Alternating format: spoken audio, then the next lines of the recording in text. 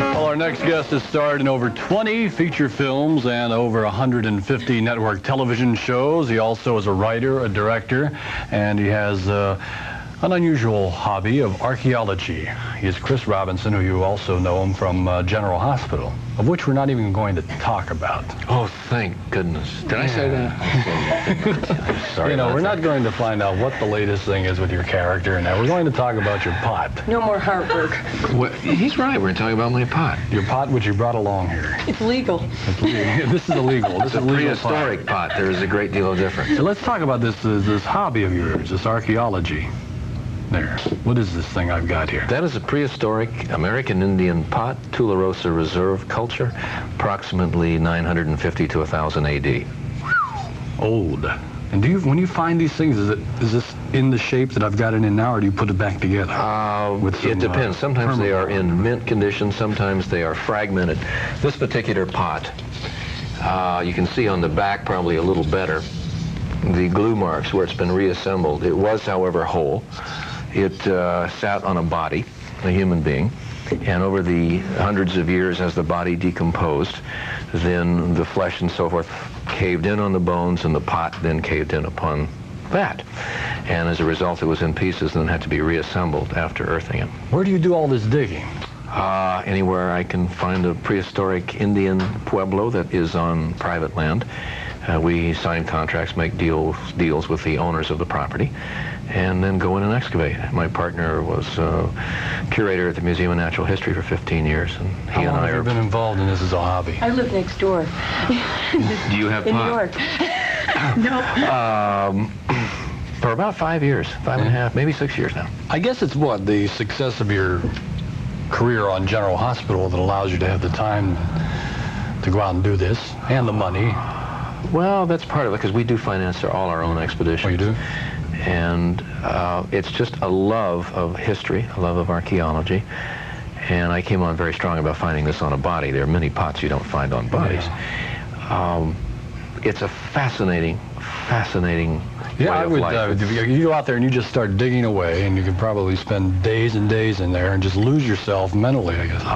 Nothing else in the world becomes important. Yeah. You are seeing something that has been buried, maybe by 8, 10, 12, 15 feet of earth for 1,000 years. No person has been near it.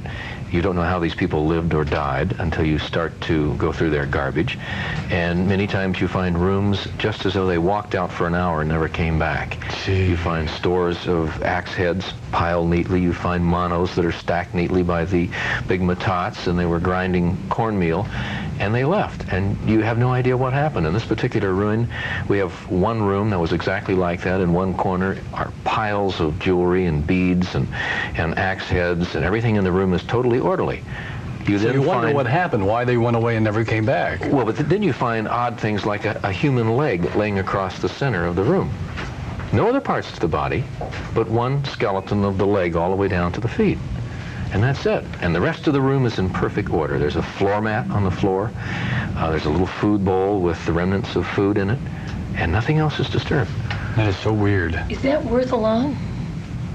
Well, want to buy the Brooklyn Bridge? I can't believe the way you just pick it up and move it around. This is high fire. This color, black and white coloring, and there's also a red cross on the outside, which makes this a polychrome bowl, was fired. It's even with the breaks in it, you still have some sort of ring, which is kind of rare. You'll get pots that are totally whole. There are no glue marks or anything, and they'll just chime like good china. And how old is that? This is approximately 950 to 1000 AD. Jeez. And it sat until I dug it up. Where did you find it? This is on a ranch in New Mexico. And you said it's on private land? Private land. So does that mean you have to get the approval to take this stuff? Yes, you have to have a deal, contract, legal contract with the owner of the property. Now you brought along a whole bunch of pictures of which we wish we could show all of them, but we got one that we want to show as a picture of a vase or a vase. That, in our terms, is called an olla, O-L-L-A. We call that the 666 olla. If you can see the big sixes around the top, that's exactly in the, again, this is a Tularosa Reserve piece. This was found on the same ruin maybe 25 feet in another room, but 25 feet from the location of this pot That here. was probably a commercial, the 6.6 back then.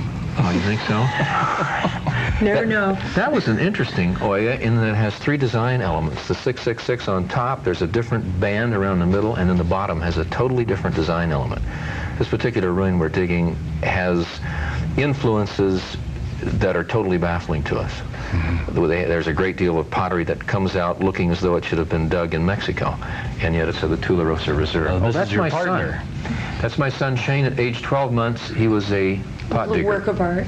That's his little shovel in his hand. Behind him, those little bags. Those are all filled with prehistoric pots. Does he often go over to those bags of prehistoric pots and pick them up and try to play with them and drive you crazy? He picked up a whole one the other day and showed his mother and then dropped it on the floor. Ooh. Fortunately, it bounced and only one piece chipped off. But this is very strong stuff. Yeah. It's been around 1,000 years. Are you an artist yourself? Is that? Do I paint? Yeah. Do you? Not real well. When I grew up as a kid, I wanted to be an artist. That was the first thing I wanted to do, and then I painted well. I haven't painted in 87 years. So. Chris, I'm happy you're here today. It's a coincidence because if anybody watches the show regularly, which we hope they do, they know we've been having our MERV watch. We're trying to spot MERV Griffin going into his building complex across the street.